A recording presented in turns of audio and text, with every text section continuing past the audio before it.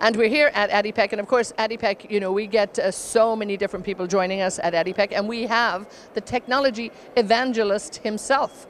Kevin O'Donovan joins me now. So great to have you, Kevin. Good to see you. It's delighted to be here. It's my first time at ADIPEC, and I must say, given the world we live in today, it's great to see so many people around, and there's kind of a who's who of the oil and gas industry. Oh, it is who's who without a doubt, and that's why we're so happy that you're here as well. But listen, give me a few observations in terms of the fact that you've been running around here talking to lots of people. What are you learning?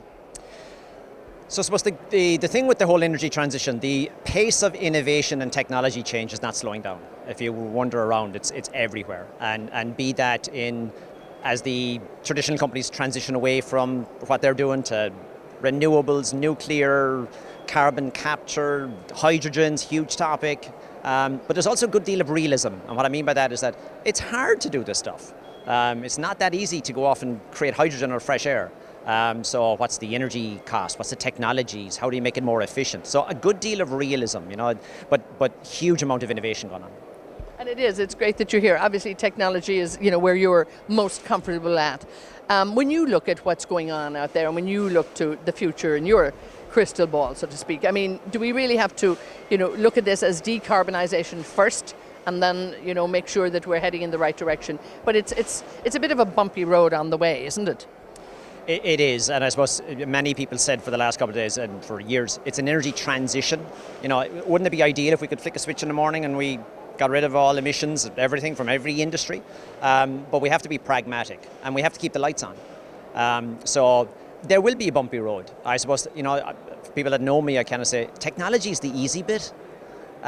It's when us humans get involved in the politics and the who decides and why did they decide this and that. That's where it gets complicated. But I do think we're going to have to make a lot of bets on a lot of things, and the industry will have to reduce its emissions, but it's not going to go away, right? We need it for more than just transport. So interesting times ahead.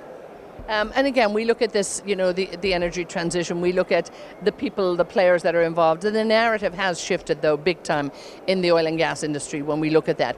And are you encouraged with that? And I think that realism, as you said, is there, the hard conversations are being had, and people are willing to have them and willing to be accountable. I think it's a great time for the industry because it's almost like they've opened up and they can be part of the solution, but the world needs to know that. I agreed. It's back to the realism, right? They can't just turn around in the morning and go, oh yeah, we're going to be 100% green in 2 years, right? Nobody will believe them, it can't happen. So I believe us humans, we will muddle through this. It's a bumpy road, as you say.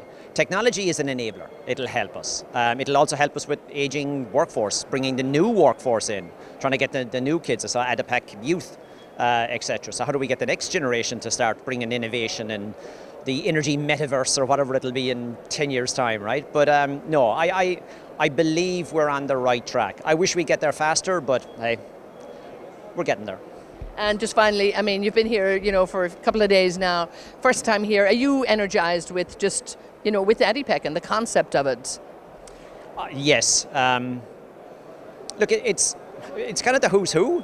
You have all of from my world, the technology world, and you also have all the new technologies. I was kind of surprised with the amount of autonomous robots running around the place, right? From different companies.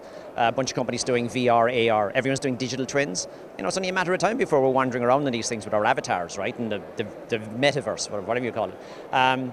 So innovation is flying. But the business people are here and they're listening. And at the same time, they're having conversations with people like me, go, Kev, that technology is wonderful, but how do we pay for it? Who's going to pay for the transition? How do we keep... it's hard to transition when you have no money. So how do we keep the lights on? And so it's a balancing act, but positive.